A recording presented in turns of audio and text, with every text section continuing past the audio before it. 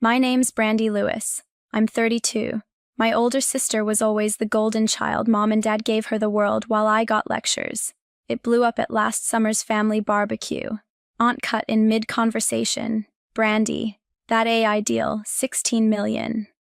Silence slammed down. Sister's eyes locked on me. What deal? I held steady. Sold my startup. 16 million. She exploded. You can't keep it. It's mine. Owe me 10 million. I've carried this family. She lunged, then collapsed gasping on the spot. Voice cracking. Give it now. Mom jabbed a finger. Stingy thief stealing her future, selfish. Get out and don't come back. Dad nodded silent, eyes hard. Their screams echoed, ungrateful brat. You're done here. I stood, keys in hand. If that's the thanks for building alone, fine. Door slammed as I left. They yelled, stingy girl, one last time. For years, they'd favored her, tuition paid. Debts wiped, home co-signed.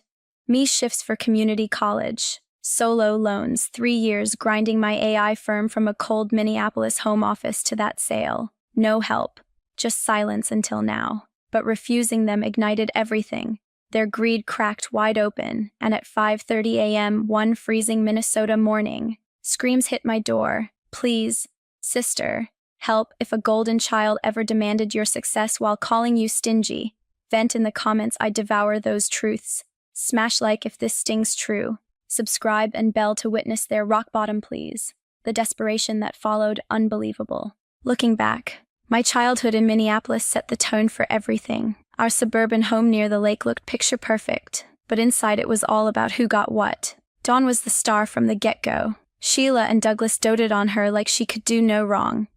When she started college, they paid her full tuition at the University of Minnesota, covered rent for a comfy apartment in the city, and slipped her extra cash that she spent on clothes, concerts, and weekends away. Me, I flipped burgers at a diner after school to save for community college fees. Anytime I mentioned needing a hand, it was Brandy. Responsibility builds character. Nothing's free in life. I learned that lesson fast. Every paycheck I stashed, every class I squeezed in between shifts while they gushed over her report cards at dinner. It built a quiet anger in me. When she racked up thousands on credit cards chasing a shady investment scheme, they swooped in and cleared it all. Saying it was just a bump in the road. My attempts at side jobs, they brushed them off as hobbies. By 25, they helped her with a down payment on a cozy house in the suburbs, complete with a yard and garage. My 25th, a generic card with $20 and make it last. I quit chasing their approval around. Then, channeled the hurt into something real, started reselling electronics online, then moved to coding AI tools. Nights holed up in my basement room, the lake wind rattling the windows as I debugged scripts. It took 3 years of failures and tweaks, but I turned it into a solid company, optimizing data for businesses around the state. They never asked what I was up to, too busy touting her marketing promotions to friends. Fine by me, I thrived on the oversight. Those cold winters toughened me up. While she coasted on their support, I skipped social stuff to refine algorithms. Community college credits piled up slowly, leading to self-taught certifications that landed my first freelance gig. Small contracts at first, helping local shops with inventory AI, but they snowballed. By my late 20s, I'd incorporated, hiring a couple freelancers to handle growth. No family loans, no safety net, just grit against the Minnesota chill. The isolation fueled me. Winters toughened me, and so did my resolve to prove them wrong without a word. That grind paid off when the acquisition offer landed on my desk one crisp fall afternoon. A mid-sized tech firm out of the Twin Cities wanted my AI platform for their supply chain tools. Negotiations dragged for weeks, but I held firm, no concessions on the valuation. When the ink dried, it was $16 million wired straight to my account. I sat in my home office, the faint hum of the lake heater in the background, and exhaled. No champagne pop, no victory lap. Just a quiet nod to myself. I'd built this alone. And now it was mine. I didn't breathe a word to the family. Why would I? They'd never asked about my late nights or the code lines I'd rewritten 100 times. Keeping it under wraps felt right, like testing if they'd spot the change in me without a spotlight. Months slipped by in that hush. I banked the funds conservatively, invested a chunk in index funds, and funneled the rest into a modest expansion of my freelance consulting side.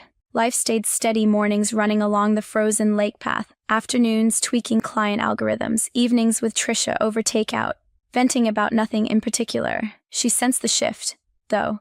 "You're glowing different," she'd say, clinking her coffee mug against mine. I shrugged it off. But inside, the weight lifted. For once, success wasn't a shadow to her spotlight. Then came Dawn's birthday barbecue that July. The backyard setup was classic Lewis string lights draped over the patio, grill firing up burgers and brats, neighbors milling about with coolers in hand. Sheila had gone all out. As always, for her charcuterie boards piled high, a playlist of Dawn's favorite indie tracks looping. Douglas manned the grill, flipping patties with his usual grunts of approval. I arrived early, arms loaded with a store-bought salad and a bottle of cheap red. Slipping into helper mode like second nature, set the tables, refill ice buckets, laugh at the right jokes. Dawn swept in fashionably late, her laugh cutting through the chatter as she hugged Sheila tight, then posed for selfies with the aunts. The vibe hummed along until dessert hit. Plates of sheet cake passed around, candles flickering low. That's when Eileen, my aunt on Sheila's side, leaned across the picnic table toward me, fork paused mid-bite. "Brandy, spill on that big AI sale. 16 million. That's game-changer stuff." The words landed like a skipped stone on still water, ripples spreading fast. Conversation stuttered, heads turned. A neighbor coughed into his napkin. Dawn froze, her slice untouched. "What sale?" Her tone edged sharp, like I'd misspoken. I set my plate down, meeting her stare square. "My company, acquired last fall, $16 million. The number hung there, heavy as the humid air. Sheila's fork clattered against her plate first. Douglas paused mid-sip of his beer, bottle halfway to his lips. Eileen's eyes twinkled with that knowing glint, but the rest of the table went tomb silent. Dawn's face shifted confusion to flush to something raw. 16 million. She pushed back from the table, chair scraping gravel. "You sold it and didn't tell us." Her voice climbed, drawing stares from across the yard. I nodded, calm as I could manage. "Built it from scratch. Figured you'd hear when it mattered." That lit the fuse. She slammed her hands down, cake plate jumping. "Here when it mattered. This is family money now. You've got to give me at least 10 million. I've slaved for this family's image. The connections. Everything." Sheila jumped in before I could respond, her chair tipping as she rose. "Exactly. How could you hide this? Brandy, 10 million, that's her share. You've always been so closed off, hoarding your little projects. Now look, stealing her future right out from under us, stingy through and through." Her fingers stabbed the air toward me, voice carrying to the fence line. Neighbors shifted awkwardly, pretending to check their phones. Douglas cleared his throat once, twice, but stayed planted by the grill, eyes fixed on the dying coals. No backup, no defense, just that heavy quiet that always meant agreement. Dawn wasn't done. She staggered up, clutching the table edge, breath coming short and ragged. "I deserve it, the house, the support. All of it was for us. You owe me for carrying the load." Her knees buckled then, and she went down hard on the grass, gasping like the wind knocked out of her. 10 million, now! Guests rushed over Eileen first, then a couple aunts fanning her with napkins. Sheila knelt beside her, stroking her hair while shooting daggers my way. "See what you've done, get out. Brandy, you're no sister, just a selfish taker ruining her day." The yard blurred into murmurs and stares. I stood there, pulse thundering in my ears, but something inside held firm. Years of their tilt toward her, and this my wind twisted into her loss. I grabbed my keys from the patio table, the metal cool against my palm. "If that's how you see it, I'm gone." No yelling back, no tears, just steps toward the gate. Sheila's voice chased me. "Don't you dare walk away, you stingy girl, you're dead to us." Dawn's weak call followed. "Brandy, the money, please." I slid into my car, engine turning over smooth.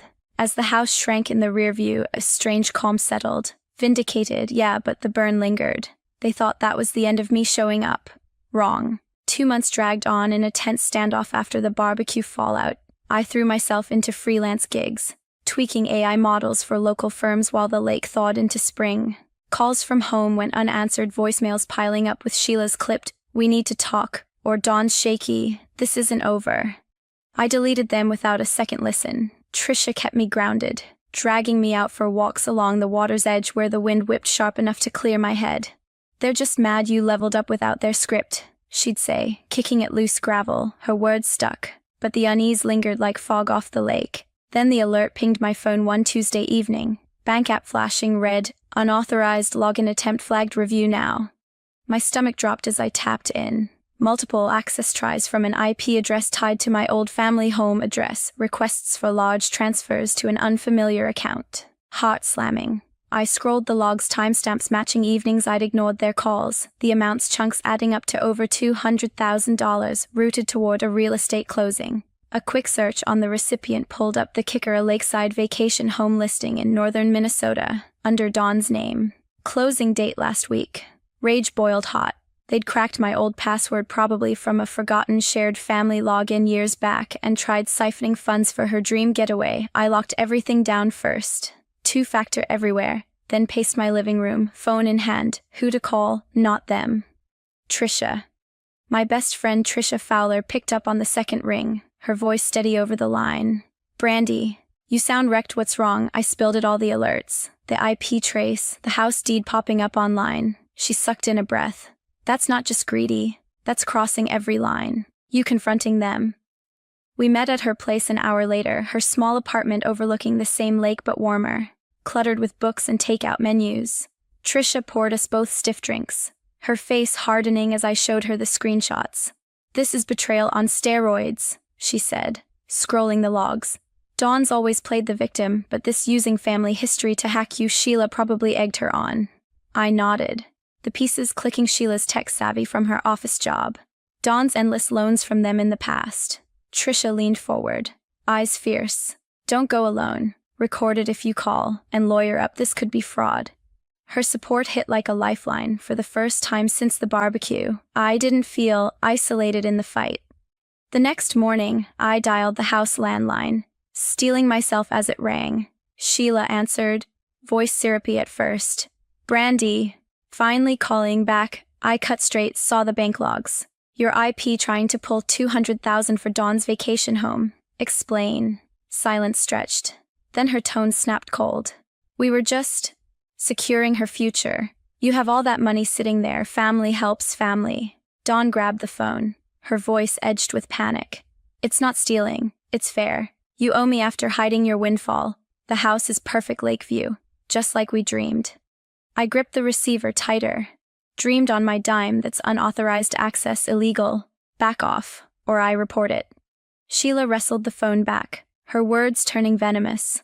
"Report us after everything we've done. Ungrateful as ever. Dawn deserves stability. You're the one hoarding like a miser." They hung up mid-rant, but the damage echoed. By evening, whispers started filtering back through mutual friends. A text from an old neighbor, "Heard you're cutting Dawn off cold harsh after she carried the family." Then another from a cousin, "Sheila says you're suing over nothing, greedy much." The community grapevine in our tight-knit suburb lit up fast, grocery store run-ins turning awkward. Church group chats buzzing with, "Brandy's gone corporate, heartless." I upgraded security that night. New passwords. Biometric locks on accounts. Even a consult with my bank for fraud monitoring. Trisha crashed on my couch, scrolling the rumor threads with me. "They're spinning you as the villain to save face," she muttered. Classic deflection. The betrayal sank deep, sharper than the barbecue blow-up. Not just the attempt, but the casual entitlement, like my years of solo hustle meant nothing next to her deserves. Sleep evaded me, the lake's dark water lapping outside like unanswered questions, but amid the hurt, resolve hardened. This wasn't ending with whispers. This wasn't ending with whispers. The rumors burrowed deep, turning every errand into a minefield, a trip to the corner market for milk. And the cashier, someone who'd waved at me for years, avoided eye contact, muttering about family drama. Church bulletins skipped my name for the next volunteer list. Even Trisha's group chats went quiet when I joined, threads dying mid-sentence. Isolation closed in like the Minnesota dusk, early and unrelenting. Nights blurred into a haze of staring at ceiling cracks, the apartment's thin walls amplifying every creak from the hallway. Sleep dodged me, chased off by replays of Dawn's gasp, Sheila's jabs. The way Douglas's silence sealed it all. Rock bottom hit hardest those first weeks. I'd curl under the covers, the lake's chill seeping through the window, replaying old slights, the ignored birthdays, the hobby dismissals. Doubt crept in. Had I pushed too hard by hiding the sale? Was I the selfish one for not sharing? Mornings dragged me up hollow, coffee turning bitter in my throat. Work suffered, client emails sat unanswered. Code fixes half done, Trisha noticed during one of our walks, her arm linking mine tight. You're fading. Brandy, this isn't you. She pushed me into her car that afternoon, driving to a quiet coffee shop downtown where the steam rose thick from mugs. Talk to someone professional, not just me. Her insistence cracked my walls. By week's end, I booked a therapist through my insurance, a no-nonsense woman named Laura in a lakeside office. Sessions started slow, twice a week. Laura's questions peeled layers: why I'd internalized their favoritism as my failure, how the betrayal echoed every overlooked milestone. You're grieving a family that never was, she said one rainy Tuesday, rain pattering the pain like impatient fingers. It stung true. The despair lifted fraction by fraction, replaced by a raw clarity. I wasn't the villain. Their greed was. Trisha joined one evening session, her presence steady as she shared, witnessing the barbecue meltdown. They twisted her win into their loss, she told Laura. That validation fueled the shift from numb despair to a simmering resolve. I started small journaling code ideas again, forcing runs despite the biting wind. Resolve demanded action. First call went to a lawyer referral from Trisha's work network. Marla Grant answered on the third ring, her voice crisp over the line. Family finance disputes, I've seen worse. Lay it out. I met her the next day in her compact office off Lake Street, walls lined with case binders. My best friend Trisha Fowler tagged along for moral backup, waiting in the lobby with bad vending machine coffee. Marla, sharp-eyed in her mid-40s, jotted notes as I detailed the IP logs, transfer attempts, and vacation home deed. This screams unauthorized access, potential wire fraud under federal code, she said, tapping her pen. We'll build a civil suit first, but if patterns show intent, it escalates. Retainers 2,000, I bill hourly. I signed without hesitation, the pen scratching firm. Trisha squeezed my shoulder outside, proud of you taking the reins. Next, the numbers crunch. Reena Patel came recommended from Marla's contacts, a meticulous accountant with a downtown firm specializing in fraud audits. I scheduled a virtual meet that Friday, her screen popping up with spreadsheets already queued. Send me every statement from the past year, she instructed, her accent clipping efficient. Weeks in, Reena's reports landed like ammunition, timelines matching family calls to the attempts, IP traces pinning the house router, even cross-referenced receipts for the vacation home down payment wired from a joint account Sheila co-signed. This isn't sloppy, it's deliberate. Reena emailed one evening, attachment heavy with highlighted cells. The deed lists Dawn as buyer, but funding trails back to your flagged transfers. Solid for court. Her breakdowns turned chaos into strategy, each figure a brick in the wall, with evidence stacking. I turned outward. A local business podcast reached out after hearing whispers in tech circles, wanted my story on bootstrapping AI in the Midwest. I agreed, framing it as resilience over rags to riches. Gloss, the host, a guy named Mike from a St. Paul station, kept it real. How'd you scale without investors? Airing 2 weeks later. Listeners flooded my inbox, congrats mixed with sounds like family envy. It shifted the narrative locally from greedy holdout to self-made survivor, emboldened.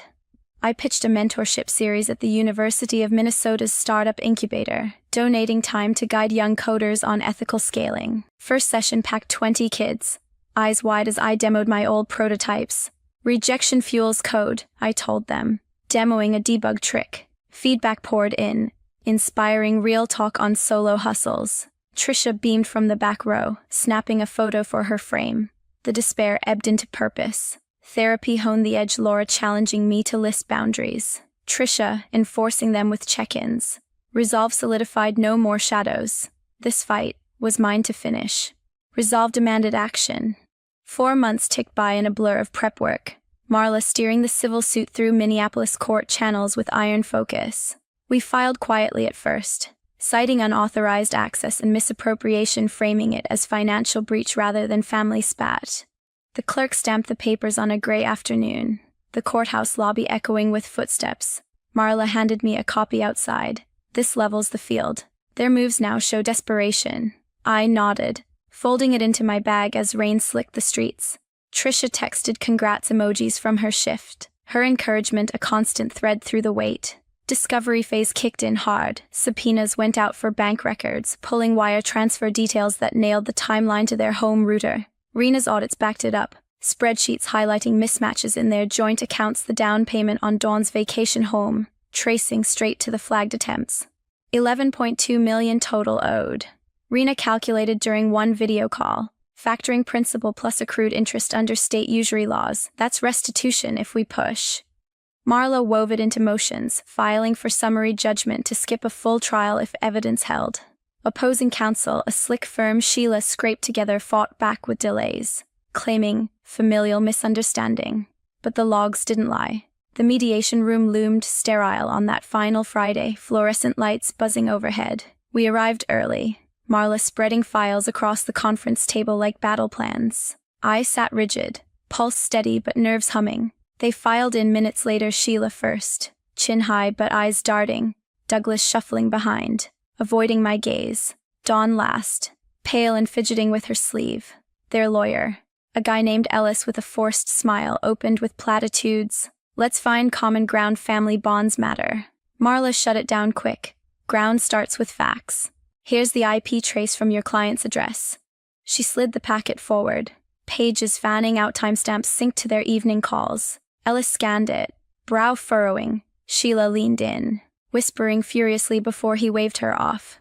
Coincidence, shared networks happen, Marla countered with Rena's breakdown. Not when the wires matched the vacation home invoice down to the cent. 11.2 million moved or attempted principal from the flagged pulls. Interest compounding since. The room tensed. Dawn shifted, mumbling. We just needed stability. It's not like Brandy can't spare it. Douglas cleared his throat.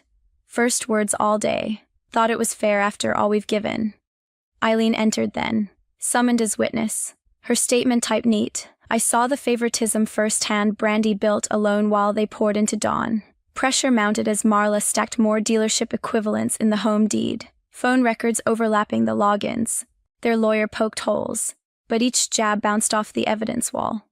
This escalates to wire fraud if ignored, Marla warned. Voice level. Federal threshold met 18 months probation minimum for first offense. Dawn paled further, hands trembling on the table. I didn't mean, it was for us. Sheila snapped, she stressed your bullying. But Douglas cut in low, enough, the numbers don't add up our way. Ellis sighed, conceding ground. What terms? Marla laid them out. Crisp full restitution of 11.2 million. Wired within 30 days, notarized admission of unauthorized attempts and defamation retractions sent to family contacts, binding no contact order barring any financial access or claims. Violation meant automatic escalation to criminal charges. Silence blanketed the room, broken only by Dawn's shallow breaths. Their lawyer huddled with them. Whispers, urgent. Finally. Sheila grabbed the pen first, scrawling her name with a glare my way. Douglas followed, head bowed. Dawn hesitated longest, tears streaking as she signed, muttering, "This ruins me." The mediator stamped it done. Copies distributed. Marla gathered our files. Solid win, probation kicks in once feds review the fraud angle. I exhaled outside. The courthouse steps slick underfoot. 18 months hanging over Dawn felt final. A real-world slap for crossing that line. No more shadows for me. The fight was mine to finish. That 5:30 a.m. jolt came sharp the morning after mediation wrapped. Freezing Minnesota dawn light filtered through my blinds as screams pierced the quiet outside my door. Please, sister, help. I yanked on a robe, heart thudding, and peered through the peephole. There they stood, Dawn hunched against the rail, face streaked and swollen, Sheila pounding the frame, eyes wild, Douglas lingering back, fists clenched in his coat pockets. The wind howled off the lake, carrying their pleas in frantic bursts. I cracked the door an inch, chain latched tight. What now? Dawn lunged forward first, voice cracking raw. The bank's frozen everything, our accounts. The house equity. We need $50,000 for lawyer fees by noon or it's all gone. Probation starts tomorrow. I can't lose the roof too. Sheila shoved in close, breath fogging the gap. Brandy, we're desperate. Dawn's breaking down, can't eat, can't sleep. And the home. We'll lose it to foreclosure. Help us. Just this once. Douglas muttered low. It's family. Don't let pride end us like this. Their words hit like slaps, desperation twisting what was left of our ties. Dawn's tram cam etched plain in her hollow cheeks. Sheila's voice trembling with the weight of impending eviction notices. The community whispers had escalated. Neighbors who'd once invited them to block parties now crossed streets to avoid. But this begging at my threshold after signing away their claims, I felt the pull. That old habit of fixing their messes, but resolve held firm. You chose this unauthorized pulse. Lies, demands, 11.2 million back where it belongs, and now probation for her fraud. No more handouts. Dawn sobbed outright. Please. Sister. I'm ruined. Sheila's plea sharpened. We'll lose everything, the house, our standing. Think of us. I shut the door, soft but final. Lock clicking into place. Their knocks faded as I backed away. Phone in hand to block their numbers one last time. Cut off complete, no calls, no visits, no lingering threads. The silence settled heavy, but freeing. After that, their downfall played out in fragments pieced from distant reports. Dawn sold the vacation home quick to cover basics, fetching far less than paid amid the scandal. Probation confined her 18 months of check-ins. Job hunts stalling under the fraud shadow. Sheila and Douglas retreated inward, their suburban circle shrinking as gossip spread. Block parties skipped them. Church nuts turned cold shoulders. Finances crumbled, bills piled, credit denied, forcing odd jobs that barely scraped by in Minneapolis's high costs. Isolation bit hardest. Old friends ghosted. Family gatherings empty without invites. I watched from afar. No glee, just closure. Their greed had carved this path. My stand sealed it. Family isn't blood, it's respect earned, not demanded. Self-reliance handed me freedom they couldn't touch. As I locked away the last mediation file, that truth anchored me solid. Stop trying to twist everything around, Jason. I know what I saw. I gripped the edge of our kitchen counter, my knuckles turning white. The granite felt cool against my palms, a sharp contrast to the heat rising in my face. There you go again, making things up in your head. Jason's lips curled into that familiar smirk as he leaned against the doorframe. This is exactly why your last article got rejected. You see conspiracies everywhere, Michaela. The mention of my rejected story felt like a punch to the gut. As a journalist, my credibility was everything, and he knew exactly where to hit to make it hurt the most. My name is Michaela Anderson, and at 34, I'm starting to question everything I thought I knew about my marriage. 5 years ago, I was a rising star at the Houston Chronicle, known for my sharp instincts and attention to detail. Now, I second-guess every observation, every memory, every gut feeling I have. Tonight's argument started because I saw Jason having lunch with Sarah from his office, the same Sarah he swore he never sees outside of work. When I brought it up, he didn't just deny it. He made me feel like I was losing my mind for even suggesting it. I was at client meetings all day, he said, his voice taking on that patronizing tone I've grown to hate. You probably saw someone who looked like me. Remember last month when you thought you saw me at the mall? I did remember, or at least I thought I did. But now, like so many other memories, it felt hazy, uncertain. Was I really seeing things? The more I tried to hold on to the details of what I saw today, the more they seemed to slip away. As I stood there in our kitchen, watching Jason's confident smile, something caught my eye. A receipt had fallen from his pocket when he came in. It was partially visible under the edge of the counter, from Cafe Luna, dated today, the same place where I saw him with Sarah. My heart started racing, but I forced myself to stay calm. For the first time in months, I had something concrete, something real, something he couldn't twist around. And that's when I knew I needed more proof. I met Jason at a charity gala I was covering for the paper. He was charming, successful, and seemed genuinely interested in my work. A beautiful journalist with both brains and ambition, he'd said, making me blush. What more could a man want? Looking back now, I should have noticed how he always emphasized my appearance before my abilities. Our whirlwind romance was the talk of my office. Jason would send elaborate flower arrangements to my desk, and surprised me with lunch deliveries. My colleagues swooned over the gestures, but Rachel, my editor, seemed less impressed. "Just be careful," she'd warned one day. "Men who love to create public spectacles often have private agendas." I dismissed her concern as cynicism from someone who'd been in the industry too long. The changes happened so gradually that I barely noticed them at first. Jason suggested I turn down the promotion to senior investigative reporter because it would mean more hours away from home. "You're already so stressed, honey. I'm just looking out for you." When I pushed back, he reminded me how my last big story had nearly given me a nervous breakdown, conveniently forgetting to mention that my anxiety had stemmed from him questioning my sources and methodology at every turn. My relationship with Rachel became strained after I declined the promotion. She tried to talk to me about it, but I defended Jason's concern for my well-being. "He just wants what's best for me," I insisted, even as something in my gut twisted at the words. Rachel's disappointment was palpable, and soon our weekly mentoring sessions dwindled to brief hallway exchanges. I did keep one promise to myself, maintaining my small personal savings account. It wasn't much, just a few $1,000s I'd set aside before meeting Jason, but it was mine alone. He didn't know about it, and something always stopped me from mentioning it.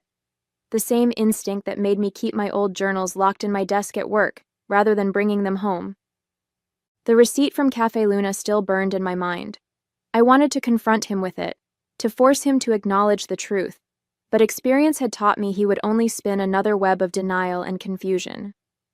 Instead, I slipped it into my wallet, next to an old business card Rachel had given me months ago.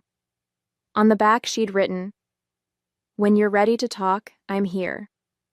I noticed my hands were shaking slightly as I closed my wallet. The woman I used to be, the confident reporter who could spot a lie at 20 paces, felt like a stranger now. But somewhere inside me, that investigative instinct was awakening again, and it was telling me something was very, very wrong. The next morning, I decided to follow my old reporter's instincts. Instead of heading straight to the office, I stopped by Cafe Luna. The friendly barista remembered Jason. He was apparently a regular. "Oh yeah, him and Sarah from the firm are always here," she said casually. "They have the corner table by the window." My stomach lurched. Not only had Jason been lying about the lunches, but he was enough of a regular to have a usual table. I ordered a coffee to steady my nerves, and that's when I overheard two women talking at the counter. "Did you see Sarah's Instagram post? The one with her work husband? The cute financial advisor? They look so cozy in all their lunch photos." I nearly dropped my cup. With trembling fingers, I pulled out my phone and searched for Sarah's profile. It was private, but her profile picture made my blood run cold. It was her and Jason, heads together, laughing at what was clearly their usual table. When I got to the office, I had 3 missed calls from Jason and a text. "Hope you're not still upset about yesterday. You know how you get when you're stressed. Love you." I stared at the message until the words blurred. 5 years of similar messages flooded my memory, always so caring on the surface, always implying that I was the problem. I opened my desk drawer and pulled out my old journals, flipping through entries that documented similar incidents. The pattern was suddenly crystal clear. A knock on my door made me jump. It was Andrea from the city desk. "Hey, did you hear? They're restructuring the investigative team. Rachel's leaving." "What? Why?" Rachel had been with the paper for 15 years. Official story is budget cuts, but rumor has it there was pressure from some powerful people who weren't happy with her latest corruption story. Andrea lowered her voice. Apparently, someone complained to the board about her aggressive reporting style. My mind raced back to last week's charity board meeting, the one Jason had attended as a new member. He'd mentioned something about having an interesting conversation about journalistic integrity. I felt sick. Rachel had been my mentor, my champion, and now she was being pushed out. Had Jason played a role in this too? Was this punishment for her trying to warn me? I pulled out my phone and opened my recording app. It was time to start documenting everything. No more doubting myself, No more letting him twist reality. I had been a damn good investigative reporter once, and I still knew how to gather evidence. But as I set up the app, a notification popped up on my screen. A calendar reminder for dinner at his parents' house tonight. I had to play this carefully. If Jason suspected anything, he would find a way to make me doubt everything all over again. Dinner at the Winters' house was always an exercise in keeping up appearances. Jason's mother, Clara, fussed over him while his father, Robert, dominated conversations with lengthy monologues about his law practice. Tonight, though, something felt different. There was tension in the air, unspoken words hanging heavy between bites of Clara's pot roast. "So, Michaela," Clara began, setting down her wine glass. "Jason tells me you've been struggling at work lately. Having trouble with your stories?" I caught Jason's slight smirk behind his napkin. "Actually, I'm doing quite well," I replied, keeping my voice steady. "In fact, I'm working on a piece about deceptive business practices." I saw Jason's smirk falter. "Oh? What kind of practices?" Robert suddenly seemed interested, leaning forward. "Financial manipulation, hidden relationships, conflicts of interest." I took a sip of water, watching Jason's knuckles whiten around his fork. It's amazing what people think they can hide. Clara jumped in quickly. "Jason's been doing so well at the firm. Did he tell you about his promotion?" Promotion? This was the first I'd heard of it. "No, he hasn't mentioned it." "It's not final yet, Mom," Jason cut in sharply. I was waiting for the right time to share the news. "The position opened up after Sarah's husband took that job in Denver," Clara continued, oblivious to Jason's discomfort. "Such a shame she had to resign. You two worked so well together." The room spun slightly. Sarah was married? And leaving? I managed to keep my expression neutral as I processed this information. Later that night, as we drove home, Jason was unusually quiet. I broke the silence. "When were you going to tell me about Sarah leaving?" "Don't start, Michaela. It just happened today." "Like the lunch at Cafe Luna just happened?" The words slipped out before I could stop them. Jason's grip tightened on the steering wheel. "I told you you're imagining things. This is exactly why I don't share work news with you anymore. You always twist everything into some crazy conspiracy." "I saw the receipt, Jason." He laughed, but there was no humor in it. "What receipt?" "Are you going through my pockets now? This is getting pathetic." "Stop gaslighting me." The words exploded out of me. "I know what's real. I know what I saw." Jason pulled the car over so suddenly that I jerked forward against my seatbelt. His voice was dangerously calm. "You know what's real? What's real is that you're having another breakdown. What's real is that I've spent years trying to protect you from yourself. What's real is that you're about one paranoid accusation away from losing your job. And believe me, after the stunt you pulled at dinner, mentioning deceptive practices, that could happen sooner than you think." The threat was clear. I fell silent, my mind racing. I had thought I was ready to confront him, but I had underestimated his ability to turn things around on me. As we pulled into our driveway, my phone buzzed. A text from Rachel. "Got your message. Meeting approved sources at Crossroads Diner tomorrow, 7 a.m. Some things you need to know." A glimmer of hope. But as I deleted the message, I caught Jason watching me in the darkness, his eyes reflecting the dashboard lights like a predator's. The Crossroads Diner was nearly empty when I arrived, my recorder safely hidden in my purse. Rachel sat in a corner booth, 2 untouched coffees in front of her, but she wasn't alone. Sarah, Jason's colleague, sat beside her, looking nervous but determined. "I'm leaving for Denver tomorrow," Sarah said without preamble as I slid into the booth. "But there are things you need to know about Jason, about the firm, about what really happened to your stories." Rachel placed a USB drive on the table. "Financial records," she explained. "Sarah's been gathering evidence for months." "Evidence of what?" My mouth felt dry. "Jason isn't just manipulating you. Sarah's voice was barely above a whisper. He's been manipulating company accounts, funneling money through shell corporations, and he's been using your reputation as a journalist to help cover it up. My hands trembled as Sarah explained how Jason had been systematically undermining my credibility for years. Every time I got close to a story that might expose financial irregularities at his firm, he would start his campaign of subtle gaslighting, making me doubt my instincts until I abandoned the lead. The board meeting about Rachel wasn't about journalistic integrity, Sarah continued. Jason convinced them that she was encouraging your delusional tendencies by assigning you investigative pieces. He showed them your therapy records. My what? The room seemed to tilt. He's had access to your private therapy sessions for the past 2 years, Rachel said gently. Dr. Martinez is his cousin. Those sessions? They weren't about helping you. They were about gathering ammunition. The coffee in front of me grew cold as they laid out the extent of Jason's deception. The therapy sessions I'd agreed to attend at his suggestion, where I'd poured out my doubts and fears, had been nothing but a source of information for him to use against me. Dr. Martinez had been feeding him everything, helping him perfect his manipulation.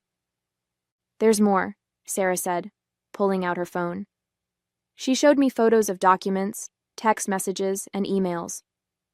Jason's been positioning himself to take over the firm's executive position. He needed someone unstable in his life, someone he could point to as the reason he's been distracted whenever questions about the missing money came up.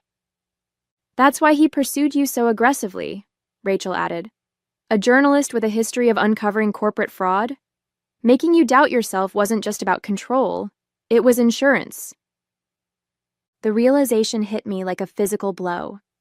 Every romantic gesture, every seeming act of concern, every suggestion about my mental health, it had all been calculated. I wasn't just a wife being gaslighted. I was a liability being managed. Why are you showing me this now? I asked Sarah. Because he's getting sloppy. The amount of money involved is bigger than ever, and he's starting to make mistakes. When I confronted him, he threatened to destroy my career. Said no one would believe me over him, just like no one would believe you. I reached for my purse, fingers brushing against my recorder. 2 weeks of secret recordings suddenly felt insignificant compared to what I now knew, but combined with Sarah's evidence... I need copies of everything, I said, my journalist's instincts finally drowning out the voice of doubt Jason had planted in my head. And then we need to talk about how we're going to take him down. That evening, I carefully copied Sarah's evidence onto my own secured drive while Jason was at the gym. My hands shook as I examined the financial records, text messages, and emails that proved his deception. I had just finished when I heard his car pull into the driveway. You seem distracted, Jason said over dinner, studying my face. Everything okay at work? Just tired, I replied, forcing a smile. Actually, I've been thinking about what you said, about my mental health. Maybe we should invite your parents over this weekend? I'd like to talk to everyone about getting help. The hint of a satisfied smirk played at his lips. That's very mature of you, honey. I'll call them tonight. The next day, Rachel helped me prepare the final pieces of our plan. We organized the evidence, including my recordings, Sarah's documents, and statements from others who'd been threatened by Jason. Everything was ready for Saturday's dinner. But on Friday afternoon, my blood ran cold when I checked my email. There was a message from the newspaper's board of directors requesting an immediate meeting about my concerning behavior and mental fitness for journalism. Jason had somehow found out. I rushed to Rachel's office, but she was already on the phone with HR. They're suspending you pending an investigation, she said, covering the mouthpiece. Jason sent them videos, apparently from your therapy sessions with Dr. Martinez. My mind raced. The therapy sessions had been recorded? Of course they had. Jason never left anything to chance. The board meeting is in an hour, Rachel continued. They're going to try to discredit you before you can expose anything. I felt the walls closing in. Everything we'd planned was falling apart. If I lost my credibility now, no one would believe the evidence, just as Jason had planned all along. That's when my phone buzzed with a text from an unknown number. Need to talk. Important. Clara Winters. Jason's mother? I hesitated, then agreed to meet her at a cafe near the newspaper office. I had 40 minutes before the board meeting. It was worth the risk. Clara was already there when I arrived, clutching her designer handbag like a shield. I found something, she said without preamble, pulling out an old leather planner.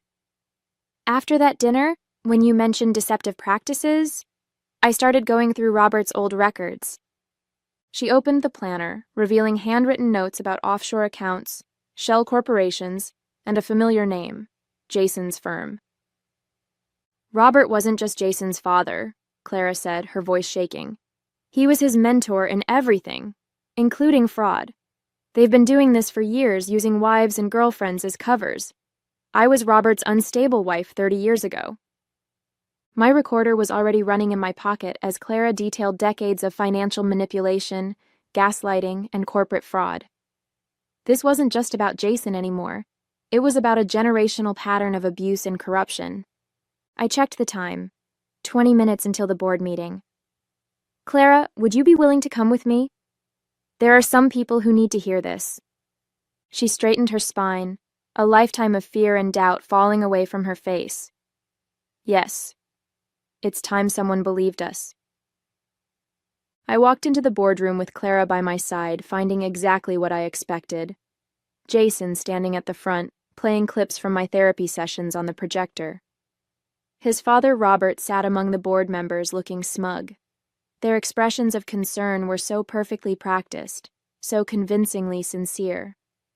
Ah, Michaela, Jason said smoothly. We were just discussing your episodes. Yes, I can see that, I replied, plugging my USB drive into the laptop. But I think the board might be interested in some other episodes as well. The screen filled with financial records as I played Sarah's evidence. Then came my recordings of Jason's gaslighting, followed by Clara's devastating testimony about the generational pattern of fraud and psychological abuse. Mother, what are you doing? Jason's voice cracked. But Clara stood firm. Exactly what you taught me to never do, telling the truth. Robert jumped to his feet, but the board chairman raised his hand. Mr. Winters, sit down. Mrs. Anderson, please continue. The police and SEC are already on their way, I announced, watching the color drain from Jason's face. They're particularly interested in those offshore accounts you and your father have been hiding. As if on cue, officers entered the boardroom. The look of utter disbelief on Jason's face as they read him his rights was something I would never forget. No one will believe you, he tried one last time as they led him away. You're just being crazy again. No, Jason, I replied calmly. I'm finally being sane. The story broke the next day, not just in our paper but across all major news outlets. Corporate dynasty falls, father-son fraud scheme exposed. Jason and Robert's arrests made headlines, and their elaborate web of financial manipulation and psychological abuse finally came to light. Clara moved in with her sister, starting therapy with a real counselor. Sarah's evidence proved invaluable to the prosecution, and she found a better position at a firm in Denver. Rachel was reinstated at the paper with a formal apology and a promotion. As for me, I took on a new beat, investigating corporate fraud and psychological abuse in the workplace. My first series of articles focused on helping others recognize the signs of gaslighting in professional settings. The response was overwhelming. Hundreds of people came forward with their own stories. I ran into Jason one last time at the courthouse during his sentencing. He looked smaller somehow, his confident smirk replaced by defeated resignation. When the judge announced the 15-year sentence, he turned to look at me, perhaps expecting to see doubt in my eyes. Instead, he found clarity. That evening, I sat at my desk, looking at the last picture of us together, the one from our anniversary dinner where it all began to unravel. I deleted it and opened a new document. The cursor blinked, waiting for words that had been trapped inside me for too long. Trust your instincts, I typed. They're trying to tell you something. For the first time in years, I knew mine were finally leading me in the right direction.